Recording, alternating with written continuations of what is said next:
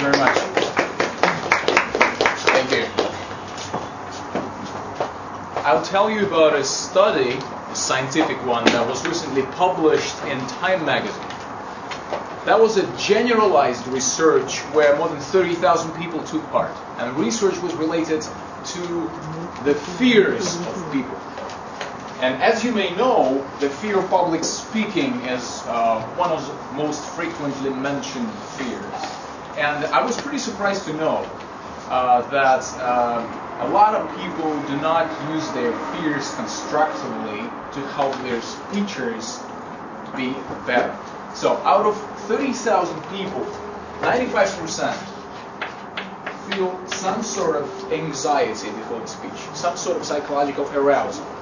But only 10% out of those 95 use this anxiety in a positive way and say that the nervousness they feel minutes before the speech actually help them be more enthusiastic and improve the quality of their performance. Whilst the other 90% of those people actually said that their nervousness before the speech damages the speech. And I don't like this statistic at all. And I questioned myself, why does that happen? And one of the answers to that are the widely spread misconceptions about the fears of public speaking. Myth number one is that public speaking fear is bigger than the fear of death. Probably at least half of you heard about that because I made my study over email traditionally and asked Toastmasters if you have heard about that. Half said that they have heard about that, and that takes us to the study of 1973 where people were actually asked, what are you afraid of? And 41% said, the biggest thing I'm afraid of is speaking in public. Death, the fear of death, was ranking number 2 after the fear of public speaking. The problem with that study is that it was not comparative. It was not comparative, meaning that people were not giving pairs to compare between, let's say, fear of public speaking and the fear of death. When I made it, just for the sake of an experiment, when I conducted a survey online again amongst the members of Toastmasters Club and gave them pairs of different fears, like public speaking fear and the fear of disease, public speaking fear and the fear of spiders, public speaking fear and the fear of heights.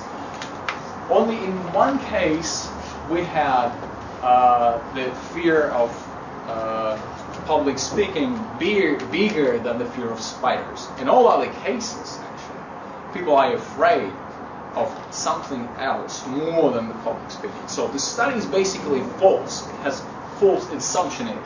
So if somebody tells you next time that the fear of public speech is bigger than the fear of death, don't believe that. It's false. And it contributes to this bad statistic. It actually does not help people use their anxiety before the speech to make the speech better. Myth number 2 is that the speech anxiety and the arousal you feel minutes before the speech is physical in nature. Well, this myth has grounds because all those trembling hands, heart that is ready to jump out of your throat, your knocking knees and all that symptoms actually are they mental or are they physical? Probably they are physical. Well, but those are symptoms. And by fighting those symptoms, you're only making things worse, actually. And this is about the myth number 3. When 2 groups were compared in another scientific study in Virginia State University in the mid-90s, and there were 2 groups of people. One group of people said they feel the speech anxiety, and another group of people said they don't feel any stage fright, any speech anxiety. The surprising thing about both groups was that they had almost similar symptoms. So both groups actually had trembling hands, sweating back, their heart pumping and ready to jump out of their throat. But one group said they don't feel the fear. The other group said they do feel the fear. What's the problem with that? Well, the problem is that the fear of public speaking is not physical in nature, it is mental. And it depends how you interpret your body signals. If your body is sending you a signal and you say, well, it's telling you the world is about to end, it's gonna be about to end for you. Well, in fact, your body is telling you that it's getting ready and helping you to perform better. So myth number 3 is, if public speaking fear is bad, you gotta fight it. And that reminds me of a story of a knight traveling across a desert. The night was so hot.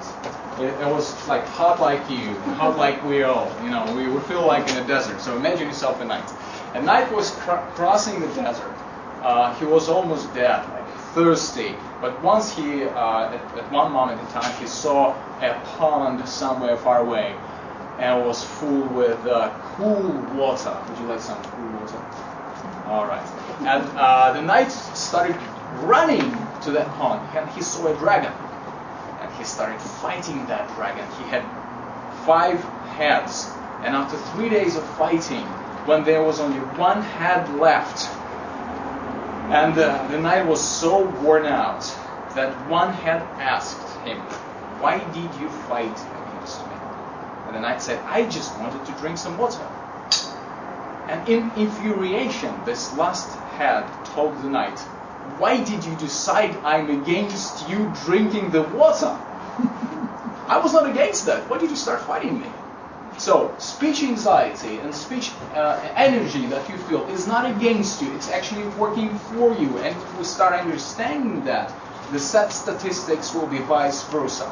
Your anxiety will work towards your performance, not instead. Let's just keep it in mind for the better speech success. Thank you, many Toastmasters.